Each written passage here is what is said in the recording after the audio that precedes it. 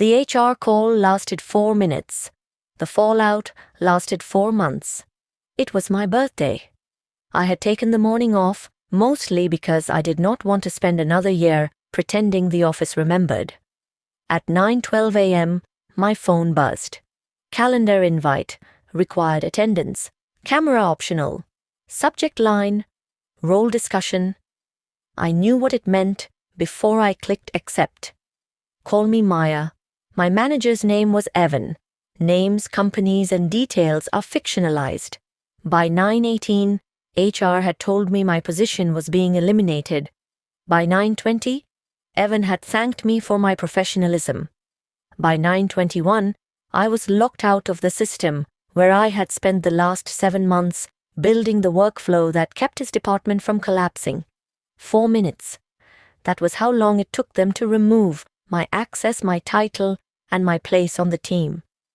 But it took them 4 months to learn something I already knew. When a company wants you gone quickly, it sometimes forgets what it left behind. And I had kept the record. This is the ledger. Everything gets recorded. Every balance gets settled. I worked in client operations for a company that sold enterprise software to healthcare groups. That sounds cleaner than it was.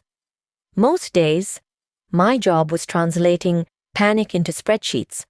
A client would miss a renewal deadline. A regional lead would promise something the product team had never approved. Finance would want numbers by noon. Sales would want numbers by yesterday. Somehow, all of that landed on my desk with the same phrase attached. Maya can probably handle it. For a while, I was proud of that. There is a dangerous kind of praise that does not come with money, authority, or protection. It comes with more work. Evan used it perfectly. He called me reliable. He called me the glue. He called me the only person who understands the renewal mess. Then, whenever a meeting went badly, he called the mess mine. In January, our department was given a problem account called Halcyon Medical. The client was not huge, but it was visible. Their renewal had stalled because 3 teams had given them 3 different timelines. The executive sponsor wanted a recovery plan by the end of the quarter. Evan assigned it to me in a team meeting. Not officially, of course. Officially, he said I would support the coordination. Unofficially, he forwarded me every angry email, every missing contract line, every contradictory promise, and every request for a status update. By February, I had built a tracker. Not a pretty one, a useful one. It showed every client promise, who made it, what system confirmed it, which renewal clause applied, and what had to happen next. I added a color-coded risk column, a meeting log, and a source link for each decision. For the first time in months, the account started making sense. The client noticed. Finance noticed. Legal noticed. Evan noticed last. Or maybe he noticed first and just waited. In March, he asked me to clean up the tracker so he could use it with leadership. I asked if I should attend the meeting. He said no. I'll keep it high level, he told me. No need to pull you into the politics.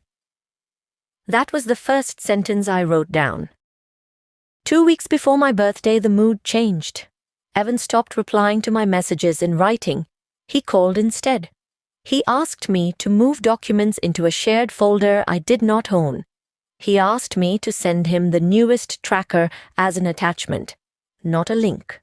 He asked me to summarize my responsibilities in case someone needed backup coverage. I should have heard the alarm in that phrase, backup coverage. What he meant was replacement instructions. On the Friday before my birthday, he sent me a message at 6:43 p.m. Can you send final notes on Halcyon before Monday? Want to make sure nothing lives only in your head. I sent the notes. I also saved the message. By then, I had stopped trusting phone calls. Every important update went into a document. Every document had a date. Every meeting note listed who attended, what was decided, and what evidence supported it. I was not trying to build a case. I was trying to survive a manager who could make yesterday disappear. On Monday morning, I turned 34. At 9:12, the calendar invite arrived. At 9:17, HR said the decision was final.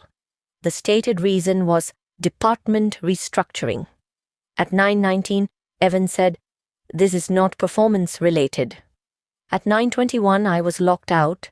I sat at my kitchen table with a birthday cupcake my sister had dropped off the night before, and I did the strange math people do when shock has not become emotion yet. Severance, 2 weeks, health coverage, end of month, company laptop, return within 5 business days. My work, gone. Or so they thought. That afternoon, a former teammate texted me, "I'm sorry. Also, did you know Evan announced a new Halcyon recovery dashboard today?" I stared at that message for a long time. Then she sent a screenshot. It was my tracker. New title, new owner, same structure, same risk column, same client promises, same meeting log. Evan had presented it as a department process he had been developing. On my birthday, 4 hours after I was fired. I did not respond immediately. That was the first good decision I made. Anger wants speed. Evidence likes patience. I opened the personal folder where I kept my copies. Not confidential files, not client data, just my own notes, approved templates, calendar exports, and screenshots of messages connected to my work assignments. There was Evan asking me to build the tracker. There was Evan asking me to prepare the leadership version. There was Evan telling me not to attend the meeting where he planned to present it. There was Evan asking for final notes before Monday. There was HR saying the separation was not performance-related. And then there was the job posting. That came 2 days later. A friend sent it with one line. "Isn't this your role?" Same department, same client operations duties, same renewal tracker language. The posting had gone live 3 days before my termination call. Department restructuring, apparently, had excellent timing. I still did not post online. I did not tag anyone. I did not write a dramatic farewell thread. Instead, I built a timeline. January, Halcyon assigned to me. February, tracker created. March, leadership version requested. April 7th, replacement-style job posting published. April 10th, final notes requested. April 13th, birthday termination call.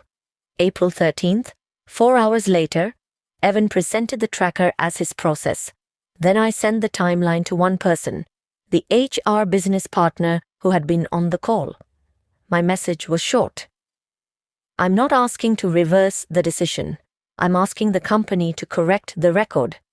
The explanation I was given does not match the documentation. I attached the timeline, no adjectives, no accusations, just the record. For 9 days, nothing happened. Then everything got very careful. HR asked for a follow-up call. Legal joined without being announced. Evan did not. They asked whether I had shared the timeline publicly. I said no. They asked what I wanted. That question sounds generous until you realize it is also a test.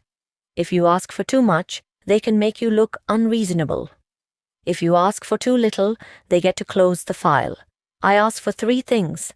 A corrected separation letter that did not imply my work had disappeared with my role, a neutral reference agreement, and confirmation that the process I created would not be attributed to Evan in internal materials. They did not say yes on the call, but 2 weeks later, I received a revised letter. Then the internal dashboard changed. The owner field no longer said Evan. It said Client Operations Team. That was not a parade. It was not justice with fireworks, but it was a record correction. And sometimes that is the first balance you get back. The next 4 months were not cinematic. I applied for jobs. I got ignored. I explained my exit carefully without sounding bitter. I learned how exhausting it is to tell the truth in a tone that makes other people comfortable hearing it. But the timeline helped. Not because I showed every employer the documents. I did not. It helped because I stopped doubting my own memory. That is one of the quietest costs of a workplace betrayal. The person who harms you often keeps speaking with authority after you are gone. They still have the title, the email address, the company language. You have your story, and some days that does not feel like enough. So you keep the record, not to live inside it, to stop someone else from rewriting it. In August, I accepted a new job. Better title, better pay, smaller team, fewer heroic speeches about being family, which I now consider a benefit. On my first day, my new director asked how I preferred to work. I told her I like clear ownership, written decisions, and shared notes after meetings. She smiled and said, "Good, then nobody has to guess later." That was when I knew I had landed somewhere different. Months later, I heard Evan had left the company. I do not know the full reason. I do not need to. The last confirmed thing I know is smaller and somehow better. The process he tried to take was still being used. But his name was no longer attached to it. Mine was not either. And by then, I was okay with that, because the point was never to have my name engraved on a dashboard. The point was to make sure the person who erased me did not get to become the author of what I built. He got 4 minutes to end my job. I took 4 months to rebuild the record. And this time, when the story was told, it did not belong to him. This is the ledger. Everything gets recorded. Every balance gets settled. New stories every week.